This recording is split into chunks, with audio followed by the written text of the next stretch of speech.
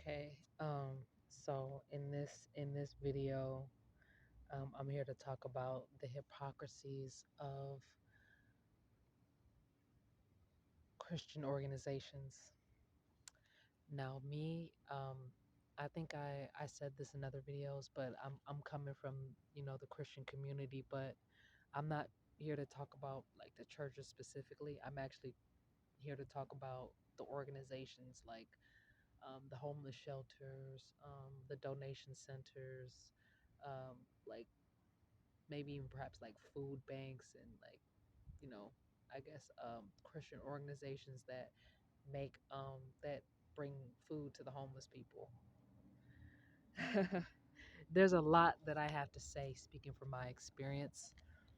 I went to this place called the Hope Center, and this was in Texas. This was in Houston, Texas, I believe, or it could be Humboldt, Texas, or Houston.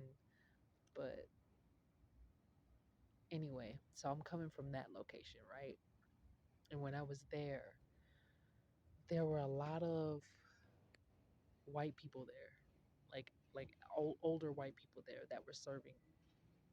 So then when I first went there, um, I asked if I could volunteer. The woman asked me if I was homeless, and I said yes. She said, "Oh well, if you're homeless, you can't volunteer." So I was like, "Okay, well, what about job positions?" She was like, "We're not hiring. We just offer, volunteer services." So I was like, "Okay, well, sure, whatever." So I actually ended up finding out that you can like send mail there. So I asked about, sending mail there, if they accept mail. But when I asked that question, it was like the way one of the staff members looked at me, it was like this look like, how dare you ask that question? I don't know why. I can't explain the look. So I've kind of noticed that when I was going there to get help, whether it's to take a shower or to get food to eat, I noticed that they do set a 15-minute time limit, which is understandable because the electricity bill, and they don't want people in the showers all day. Other people got to take showers. But when I was there, like they would like rush me in a very like rude way.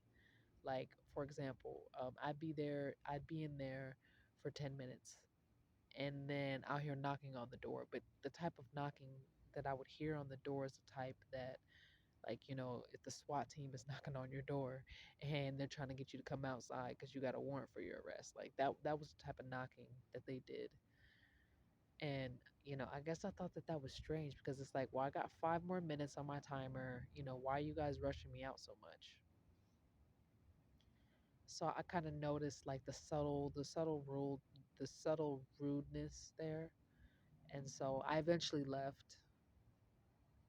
So anyway, now that I'm here in Arizona, it's the same thing. I've noticed that a lot of the homeless shelters and a lot of like the food organizations that give out like free food, like food banks and stuff like that, they were ran by the Christian organization.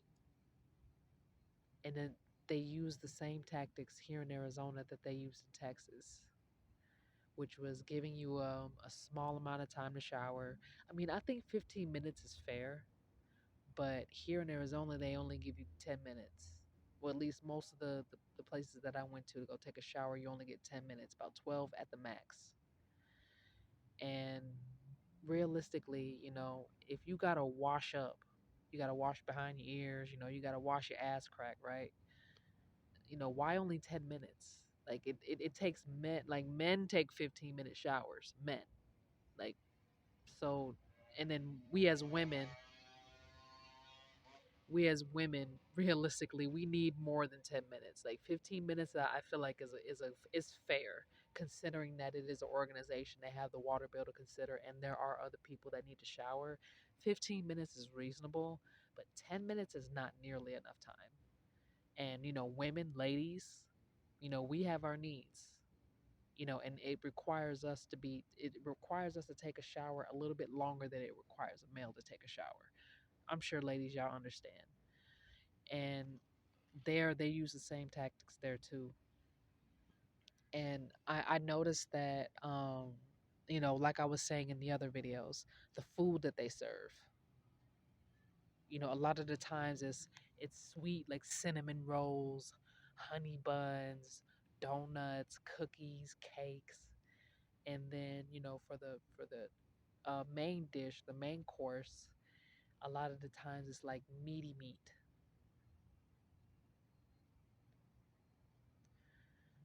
But I also wanted to talk about, at least from my own experience, the subtle racism that I experienced behind a lot of these Christian organizations.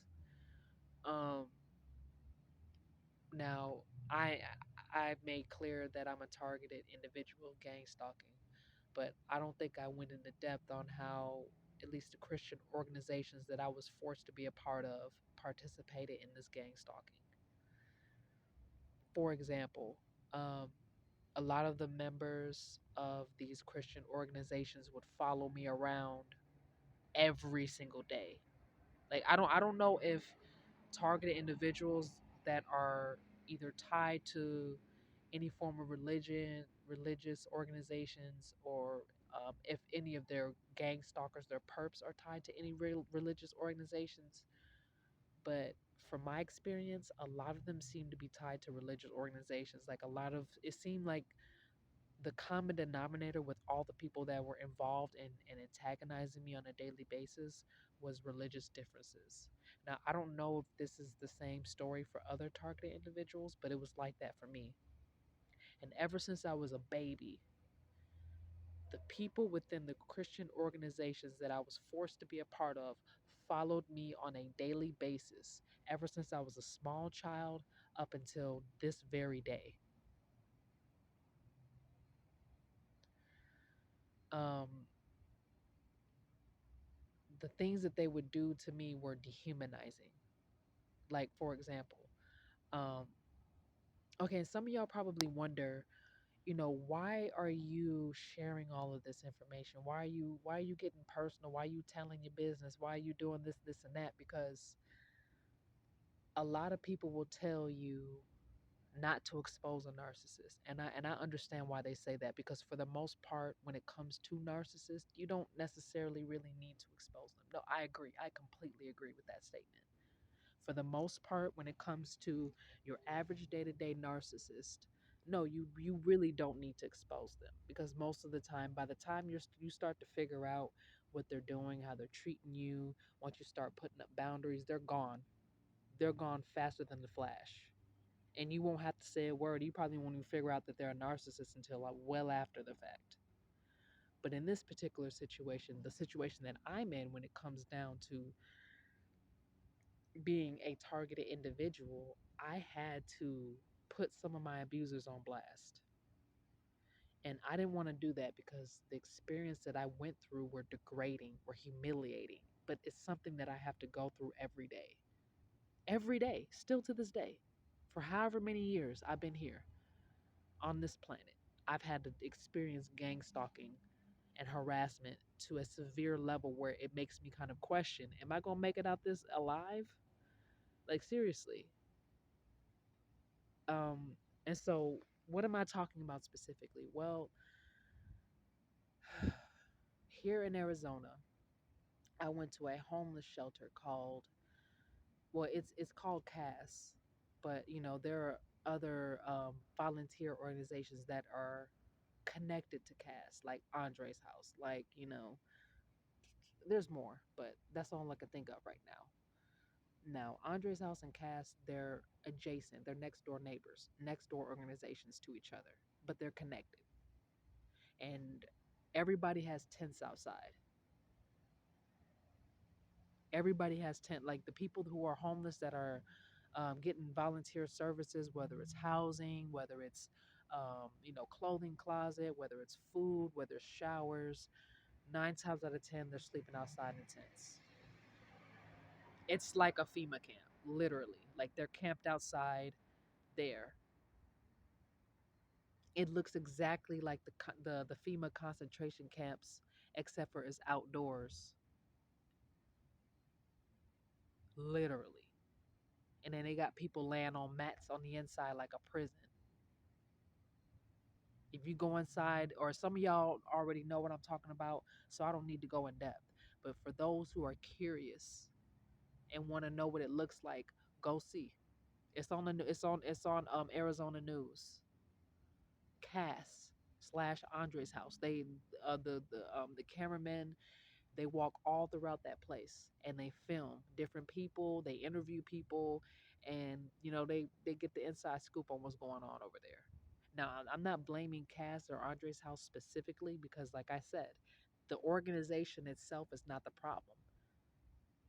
It's the people who have prejudice, who are allowed to have power, who discriminate against people who don't follow the same beliefs that they follow, or people of color specifically get treated very badly there. And in every Christian organization that I've seen where they volunteer and they claim to help people are treated poorly.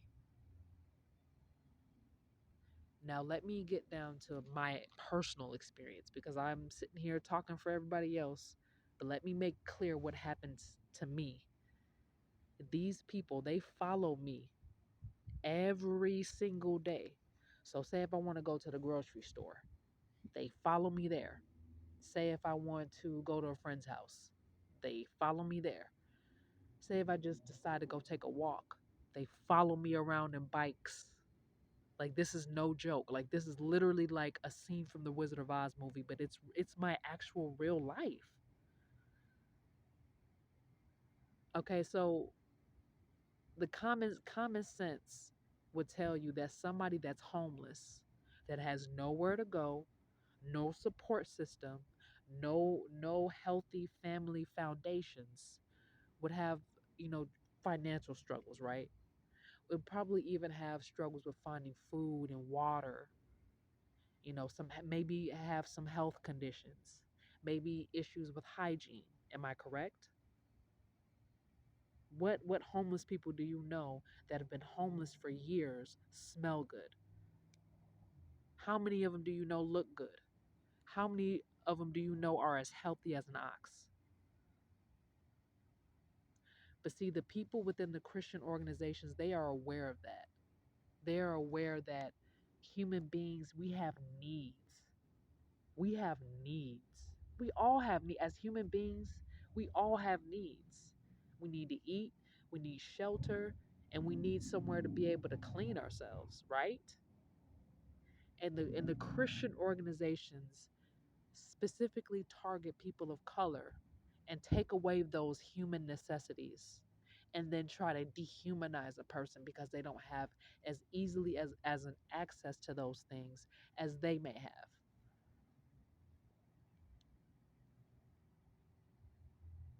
Now I know that you get uh, the Europeans, and you get some of the South Africans that don't necessarily put as much emphasis on perfume and cologne. I mean, that's just the culture. But then you get the North Africans who, the whole Kemetic culture is based off of, being clean, being sanitized, smelling good, having good hygiene, and there's nothing wrong with that. But it's another thing to use your culture and your financial status to oppress a person and make them feel devalued. So the Christian organization has taken, values and virtues from Egyptian culture and used that to dehumanize people that they didn't see fit to be leaders, or people that they didn't see fit to have any power or any, you know, I don't know, for you know what I'm saying? They just didn't see us as worthy, I guess, of being in that position of authority or having a voice. And so instead of being like, you know what, we don't necessarily support you, so sorry, you cannot receive services here, or something along those lines, what they did was a lot of them offered help. but it was as a means of control. Let me get in depth. So, a lot of these Christian organizations, these people who represent the organizations, put on a big fake smile and handed out food, handed out clothes, allowed us to take a shower. But the moment that we did or said something that they did not agree with, they took away those services so quick you would have thought that they were the enemy the whole time. And this is something that I've had to go through, and I've seen other people go through this. I've seen, white people who refuse to uphold the system of white supremacy being treated in some cases just as bad as people of color, and in some cases worse.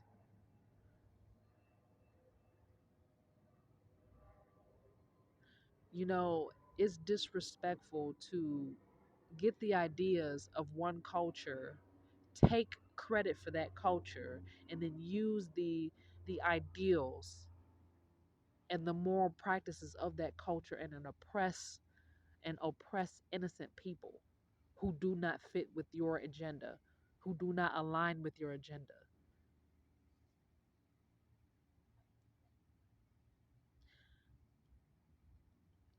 When I was at Cass and I was at Andre's house, like I had so many problems with people. More specifically, the staff. The people on the streets, we all have our set of problems, and sometimes we may bump heads with each other. But if we're looking at the bigger picture, the people on the streets really were not the problem in my circumstance. I mean, they were part of the problem, but they had to eat. So, say for instance, right, you get somebody out on the streets and they're hungry, but you get somebody who's a part of the organization that takes advantage of that person's poverty and says, "Oh, okay, well, I'll give you $200 if you go follow this person around," or I'll give you some filet mignon if you just decide not to let this person take a shower, or whatever the circumstances is. I've noticed that people within these organizations abuse their power, abuse their position, and as soon as they meet someone that they see as a potential threat, this person may not even be a threat, but let somebody in that organization view you as a threat and see how they treat you. Because when I first came there, I thought, well, I don't necessarily agree with the Christian belief system, but I do respect the fact that they're helping people get on their feet. If they're offering housing, if they're offering food stamps, if they're offering clothes and shelter, a place for you to sleep, you know what I'm saying? It ain't nothing wrong with that. But imagine getting on somebody's bad side that has power and having to face the consequences on walking on eggshells and accidentally stepping on an egg. I mean, seriously. And that's my story.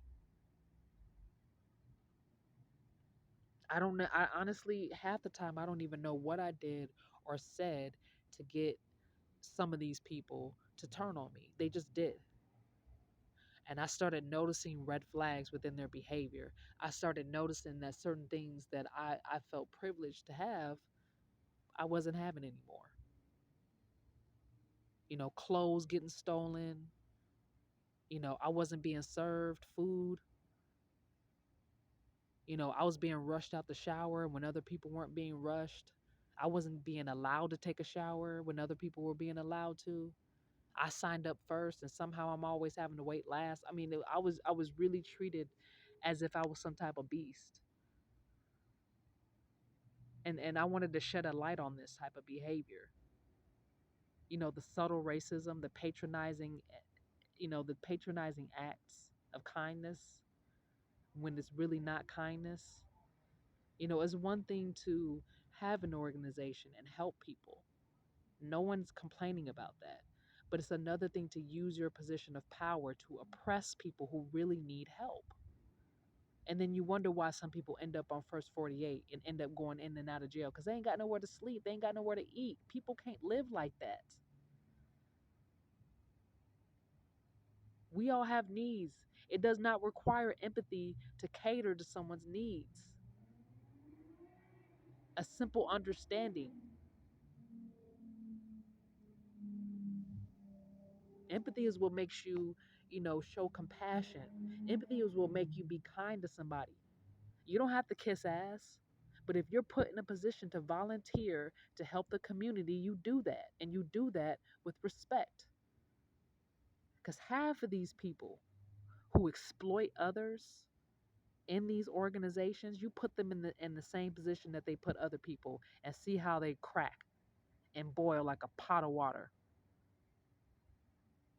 I mean, look. Open your eyes, community, and look at these people and look at the way that they're treating you. Look at the way that they're treating other people. Do you not see the subtle racism? Do you not see the prejudice, even if it's not racism, but the xenophobia, the anti Semitism? Do you not see it? Because I do. And I can't keep acting like I don't see it. Why does me not believing that Jesus is a savior have anything to do with preventing me from having food to eat and a place to sleep? No value for human life, but yet you want people to follow you into the churches.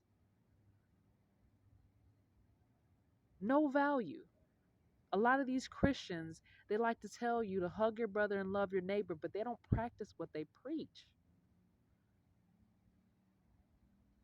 A lot of these people are hypocrites. It's getting harder and harder in today's society to find good Christians out there that believe what they believe in and treat people with decency and respect. It is, I'm not saying that, oh, if you're a Christian, you're a bad person. No, I'm not saying that at all. Not at all. But what I'm saying is that a lot of these organizations, these Christian organizations that are specifically designed to help people at a disadvantage, take advantage of these people, take advantage of their situation to build their own wealth, to build their own business, to spread the word on social media so that they can get the likes and the followings and the money from their support, from their donations. They want to get all the money and breadcrumb the people and expect people to still show support. A lot of these Christian organizations that I had to go to by mind, now mind you, I was strategically placed to go to these organizations. I didn't go willingly. I didn't go because I wanted to. I had to go. I was forced to be a part of that. Still to this day, still to this day, I was forced to be a part of these Christian organizations because they're the only ones out here that's helping people. They're the only ones that even, you know what I'm saying, give free food. But what is the cost? The free food that you get, the free clothes, the free hygiene products, what is the cost of that? Because I can tell you, as soon as I walked away from these Christian organizations, everything that they gave me mysteriously disappeared. Everywhere that I went to try to make my life better, they followed me and publicly humiliated me in front of an audience. Every single day, these groups of people, these same groups of people from my entire life, family, you can call them family, you can call them, brethren, sisters, whatever you want to call them, followed me around everywhere I went and publicly humiliated me every single day of my life. Because of what? Misogyny, homophobia, different set of religious beliefs. What was the reason for their behavior? To be honest with you, I don't know. But they made a conscious effort and with intent to dehumanize me, to attack my masculinity. Why? I don't know. And it got to a point where, people really did start asking, what's going on? Are you okay? Well, no, I'm not okay, and no, I don't know what's going on. The only thing that I know is that I'm being gang stalked and harassed on a daily basis. So you might know more than I do. Some of the people, I didn't even know that they were participating in the harassment and the bullying until they decided to be overt with their behavior. To be honest with you, some of these people, I really did think that they were my friends. Some of these people did not display any red flags. Some of them did. And the ones that did, I kicked them to the curb. But there were some people that did not display any red flags until I was down and out on my luck. I needed some clothes. I needed some shoes. I needed some hygiene. I needed a shower. I needed something, some water. And they kicked me while I was down. They made fun of me. They bragged. A lot of them, flaunted money in front of my face. Didn't help me with nothing. Saw me out on the streets begging for money so I can have something to eat. A lot of them made fun of me with sadistic smiles, pulled up in fancy cars, made fun of me. Oh, well, this is what happened when you don't believe this. This is what happens to heathens. That was their attitude. And that was what they said. Why? I don't know. Someone that's solid and grounded in their belief system, why would they act like that? To be honest with you, I don't know. I'm telling you, many people have come up to me and been like, "Hey, I know that there's something wrong. There's something wrong that's going on in your life. You're clearly not okay. What's happening? Why are so many people ganging up on you? Why do you have so many enemies?" I don't know. And a lot of times my answer was, I don't know. And a lot of times when I release these videos, I want to provide more information to the community, to the people, because I was strongly encouraged and motivated to tell my story. But a lot of times when I tell my story, I can't even come up with an answer. The only answer I can give is gang stalking. The only answer I can give is the people who are involved in it. And I can't even provide all names because some of them are still hidden. But as of right now, to describe my personal life, the only options that I've had was to go back to the very place that I was traumatized, human trafficked, molested, to go get help. Isn't that fucked up? This is actually a quote from Malcolm X. If you have to depend on your enemies for survival, you are in bad shape. Guess what? I'm in bad shape. You would have thought I was some type of unknown shape figure, a 2D scribble scrabble shape shifting creature, because I'm in bad shape.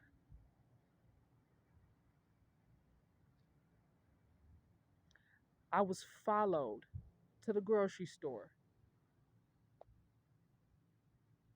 I was followed to the library. I was followed home, followed to the bus stop, followed on the metro bus every single day by these people. And it's still happening, even though I have restraining orders against them, even though they've been warned by social workers and police officers and FBI and CIA to leave me alone because this become a federal matter in my case because of human trafficking. I had no other choice but to report what was going on. I had no other choice but to sue the hotels for allowing me to be hotel trafficked. I had no other choice but to go to the police and report the abuse that I was facing from family members, from ex relationships, ex friends, ex community members. A lot of them started stalking me and they followed me from state to state, from city to city, every single day, harassing, nagging. Right? Imagine, say, you only got $5 in your pocket. So you go get you a pack of oodle noodles. You go get you maybe some sunflower seeds and, a pack of oranges and maybe some bananas and some more dry food, right? You use because when you homeless and you ain't got no money, you got to be smart with your money. And a lot, 9 times out of 10, with homeless people, our main focus is water and food, right? So when you go to the store and you spend your last little $5-10 on some oodles and noodles, some oatmeal, some oranges that'll last you a couple of days, some bananas that'll stay fresh for a couple of days. And then you have a gang stalker who has more than enough money, more than enough stability, more than enough food and water, and they just come take your stuff even though they know you're hungry, even though they know you're starving, and they take your food and they take your water and they take your hygiene products, your soap, your feminine products that you need, or for men, your masculine products, whatever that is, and they take it just because they can, just because of pride, greed, vanity, jealousy, envy, whatever the reason that they felt was necessary to take what you barely have.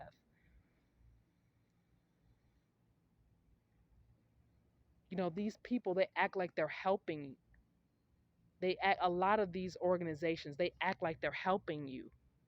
And then the moment that you decide, I think I'm just gonna travel elsewhere. It's nothing personal, but I think I'm just gonna go ahead and move on along, maybe to another city, maybe to another state. Who knows where I'm gonna? I don't know where I'm going.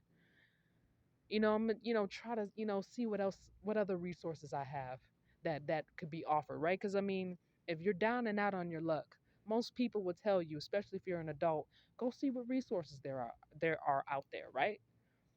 So when you go out search, a lot of these organizations will take what they gave you.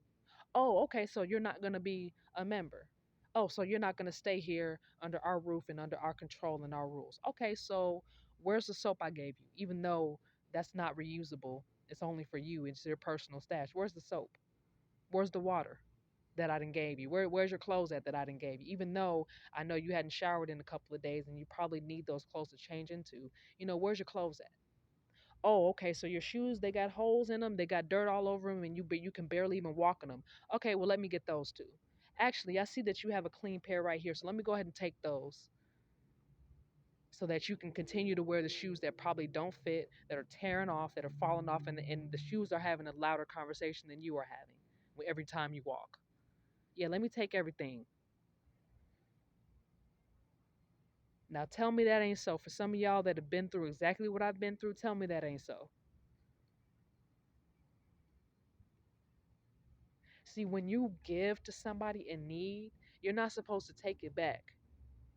When you see somebody and they got some fucked up shoes on, you're supposed to give them a pair of shoes with good intentions or not at all. Because quite frankly, most of us homeless people, we mind our own business because we know how cruel people can be. We know how the world is. That's why a lot of us, we mind our own business. That's why a lot of us, we try to stay focused because we don't want to be in that position for the rest of our lives. It sucks being poor, let alone homeless. And then you got trolling ass, insecure individuals who go out of their way to spend their free time instead of building their own wealth, building their own legacy and empire. They waste their time following you around, antagonizing you, and making fun of the situation that you have no control over. And that's a lot of what these Christian people who represent the Christian organization have done. And it's not even just the Christians. It's not even just the Christians. It's the Muslims that do this too. Oh, don't get me started on the Muslims and how they're tied into the human trafficking. Don't even get me started. And how they exploit women, how they dehumanize and degrade women. And don't get me started on how they physically abuse and brutalize children. Don't even get me started on that. See, the Christians, the white Christians will be subtle, will be patronizing, but it's subtle. Don't get me started on the Muslims. Don't get me started on how they arrange marriages, how they take away the rights of their own children. Don't even get me started on that. Culture is culture, but taking away someone's free will is going too damn far. I was forced into an arranged marriage, and I did not consent, nor did I say at any point in time that it was ever okay. I was forced to have children that I did not consent to have via the Islamic faith. Don't even get me started how the monotheistic religion itself has strong ties, probably about 99% ties to human trafficking in today's world, in today's society. The monotheistic religion alone, how knee deep it is in human trafficking. And Hinduism too. It's not a monotheistic religion, but you'd be surprised how many Hindus are in or who are actual traffickers and participate in human trafficking, and then they try to use dharmic rules and regulations to clear bad karma, like feeding the poor, knowing damn well you're responsible for them being in that position, knowing damn well that the food you're giving them is unhealthy and is fattening them up and killing them. Don't even get me started, because people, and I'm not the only one that I've seen other people getting antagonized for being homeless. And this should be an eye opener for people who are just bougie, but they're not pieces of shit. You need to be careful who you make fun of. You need to be careful who you talk bad about. You need to be careful because it looks bad on your character. You need to find out what that person is going through before you start talking shit. Because it looks bad on your character when you dogging somebody out and you don't know if they're a victim of abuse. You don't know if they're being human trafficked. You don't know what that person is going through. So you might want to find out before you start talking shit. Now, a lot of these religious organizations know what you're going through, and they intentionally make light of your situation for sadistic and satanic reasons, because it is a power struggle between, well, quite frankly, I don't really know where the power struggle is coming from, to be quite honest. I'm gonna let the community answer that question. But it's clearly a power struggle. And a lot of the people who have antagonized me, at least still to this point, because I'm gonna be honest, when I first started realizing that I was being gang stalked, a lot of the people that were harassing me were my own people. And then when it started to become clear that human trafficking is very real, and that innocent people get trafficked the most, my the people of color that I dealt with, most of them did stop making fun of me when they started finding out what was going on and what was happening, and how people of color were being human trafficked so that the organs could be taken out of our body so that they can harvest and siphon our energy for its potency, for our mitochondrial DNA, and for black men for your black Yemen, your Y chromosome DNA. That's what this was all about. A lot of that was what it was about. So when my people found this out, the majority of them did stop making fun of me, and they did stop giving me a hard time, because they realized that it was bad communication. And a lot of them realized that they probably should have asked me what was going on before they started tearing me down. And a lot of them, I'm seeing, they're starting to realize, oh shit, I thought I had privilege because I had more money than you, but it seems like the white supremacist power structure and the religious power structure is getting desperate, and they're taking us all people of color. They don't care if we rich or not. They don't care if we got inheritance. They don't care if we coming from, bloodlines of descendants of this religious organization. They don't care. They want us all now. Oh shit, maybe I should have supported you and listened to you sooner when you was trying to tell me that human trafficking was going on. Maybe I should have listened to you when you were telling me that a lot of these religious organizations do not believe what they practice. They use that to keep us all enslaved. Some of them don't even believe that. Some of them don't even believe the religious practices that they have. They only use that to remain in power. A lot of them practice Satanism. A lot of them are Satanists. A lot of them are Luciferians, and they use the religious platform to force people to bend to their will and worship them. So when they tell you that you need to believe in Jesus, what they're telling you is believe in the white lie. That's what they use Christianity for, to disguise their hidden motives. That's what a lot of them are doing. Some of them do actually believe in the Bible. Some of them actually do believe in the religions that they practice, but they're hypocrites. And from my knowledge, a hypocrite is worse than a heathen, because at least a heathen is willing to admit they either don't know or they just don't believe it. A hypocrite, on the other hand, tries to put up this fake smile and this fake ass mask to pretend like they actually believe in what they believe in, tricking other people to believe in what they believe in, and sending people down the damn slaughterhouse. That's a hypocrite. Sending people into a burning building, knowing damn well that there's more advanced wisdom and spirituality than just religion. They know, and they intentionally shadow ban information outside of European culture.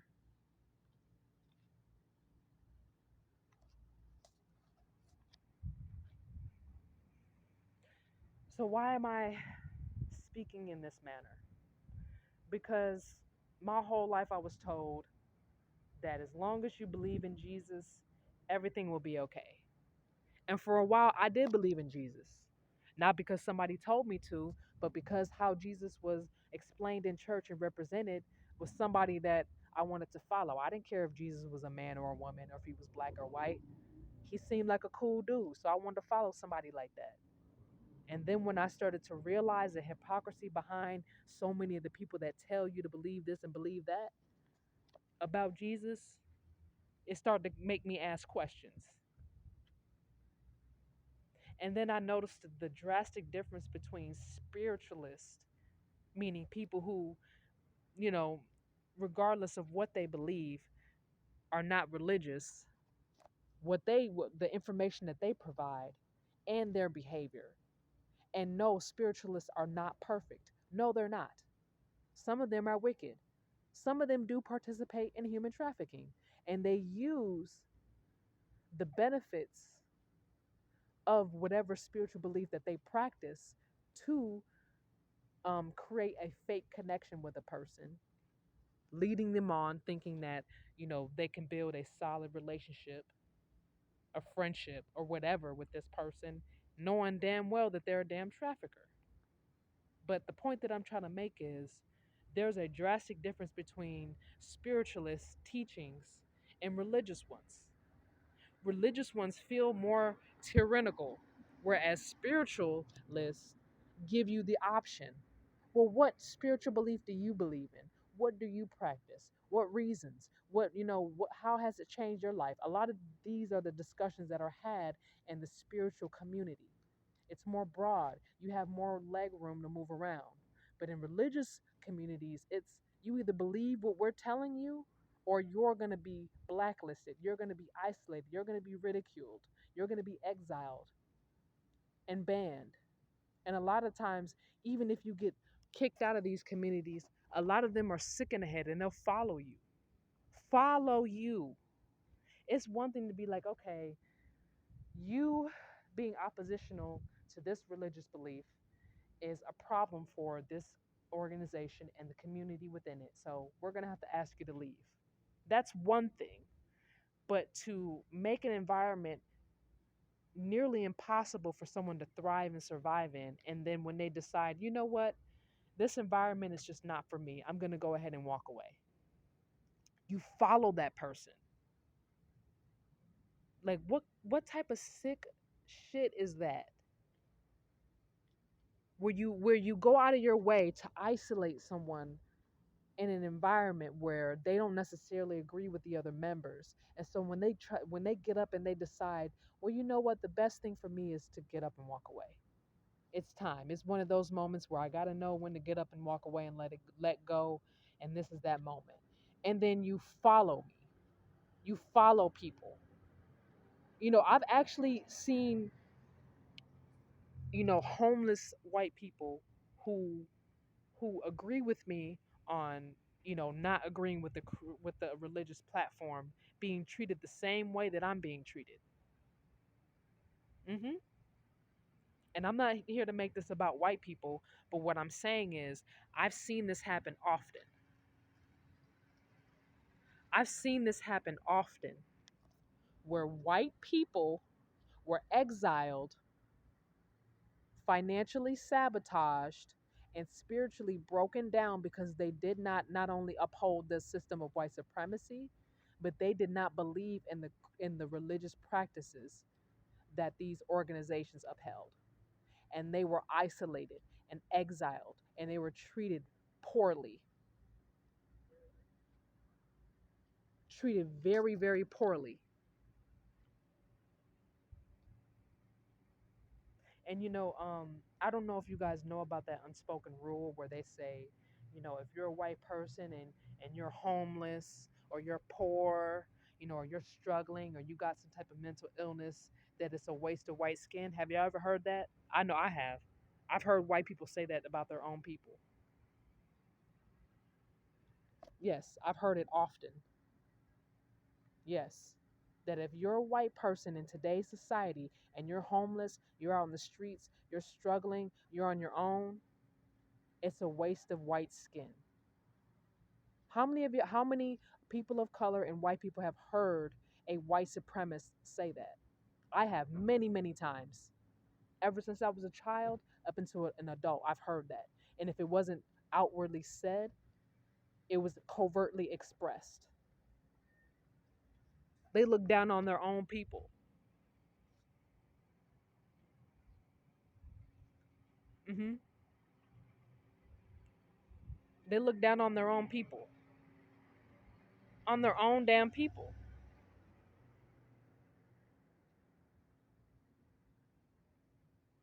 Like they do this to their own children, your own child that you brought in this world. You're attacking because they have a mind of their own. It's one thing to do it. I mean, we people of color. I mean, we've been going through this for so long that we've honestly found ways to ignore y'all, racist and prejudiced people. We found a way to survive and be happy and have joy in our hearts and ignore you. But it's another thing to do it to your own children. Because quite frankly, I mean, it's a bit of an overstatement when I say people of color are somewhat used to it. I'm not saying that we don't care that we're being discriminated against and treated badly by these religious organizations. I'm just saying that we found ways to survive despite that and actually thrive off of your discrimination. Believe it or not, we found ways to not only survive but use your prejudiced views against you. But it's another thing to do that to an innocent child that did nothing to you, that has nothing to do with the trauma that you went through that made you, a racist. They had nothing to do with the psychological teachings and the education system that have anything to do with your racism and your prejudice towards non believers of the religious platform. They had nothing to do with that. And all they want to do is love you and support you. And you treat them badly because they see that black people are awesome. You're mad at your white children because they've taken off the rose-colored glasses and decided to choose love over hate, and you throw them under the bus because they could be a potential threat to your white supremacist platform. That's messed up. So this is why in the other video, why I said so boldly and so confidently why white Europeans are the problem. I mean, Europeans in general are the problem because of the religious platforms that they use to enslave people. Yes, Europeans are the problem. And don't get me started on black Europeans. The Moors, don't get me started on them. I'll talk about them in another video. I'm not done. I'm not done. Cause in the name of religion, y'all have killed innocent people. Y'all have shed blood and destroyed people's lives in the name of religion. Not just Jesus, not just Allah, not just Muhammad, not in the name of Moses. Y'all destroy people's lives in the name of religion. People who would have shown support, who don't necessarily agree with you. There are people out there who are humanitarians. There are people out there who value the life of a human being, and they will show you support because they respect that you're feeding the homeless. Because a lot of organizations, believe it or not, are not being backed or supported by the federal government. They are not. Why? Because they are not a religious platform. You notice religious platforms are the only ones that get no tax. Aside from Mitt Romney not paying no tax and people who using food stamps, religious organizations are the only ones that's not getting no tax. That's not paying no tax. Everybody else is forced to pay tax. And a lot of times the federal government will redline a particular organization, redline these people in out of business who try to help. The only time the federal government will let an organization slide is if it's a religious organization or a food bank, because everybody needs food. If you don't give the people food, we gonna come after you. Period. And the federal government is aware of that. The government and the powers that be is aware of that in general. That if they don't feed the people, we will eat them. It's just that it's human nature. I don't care what elitist is scared of. Oh my God, you're gonna what? Is that a terroristic threat? Shut up. Shut up. It's human nature. If you don't feed a person, if you don't take care of their needs, they're gonna go to a reprobate mindset. Shut up. Shut the hell up.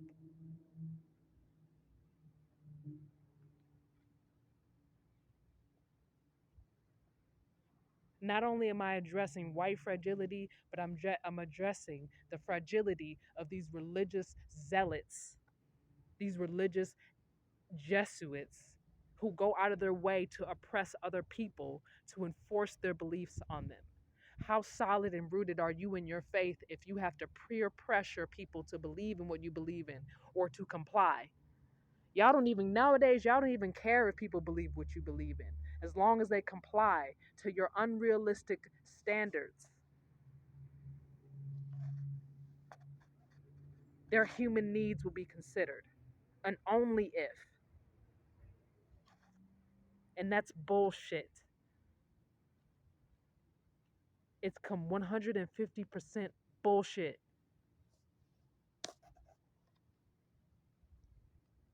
One of these days, the religious organizations are going to learn the hard way, just like Schindler did. Because Schindler was a Nazi before he started helping people. Believe it or not, it was millions of Jews that were killed before he even started helping. He could have helped a whole lot more people and waited until the last minute to help people. And this is exactly what y'all do every single damn time when it comes to human beings. Y'all don't give a fuck about people until y'all realize that not only are y'all getting karma for not showing compassion and empathy to these people, but when y'all start losing y'all support, when people start seeing who y'all are behind that damn religious mask, and they see how ugly your heart is, and they see how you're hypocrites, and how a lot of y'all don't even practice what you preach, and you oppress people from being happy and finding, love and support and healthy connections. A lot of y'all are the reason why people have not found that, and you know it in your heart. You know it. It's your fault. It's 150% your fault. And then you sit there and you want to be angry and bitter because your children send you into a home when you get older. They don't even want to take care of you or support you because you treat people like shit. Your children can see that you're a hypocrite, and they know you're a hypocrite. The community can see that you're a hypocrite, and we know that you're a hypocrite. But you know what the fucked up part about that is? We know that you ain't shit, but we have no other choice but to go to you. Because all the other organizations that the community tries to build to help people, y'all sabotage it because of y'all fragile, your white fragility. And you know it. You know it. Your own children can't stand you and don't even claim to be white because they're ashamed of you. They're ashamed of what you did to people of color. They're ashamed of what you did to their husband, their best friend, their child's ancestors. They're ashamed of you. And I'm one of the real niggas that's gonna tell you, and no, you can't say nigga. I can say nigga. I can call myself a nigga all day, but if you call me a nigga, I'ma slap the dog shit out of you.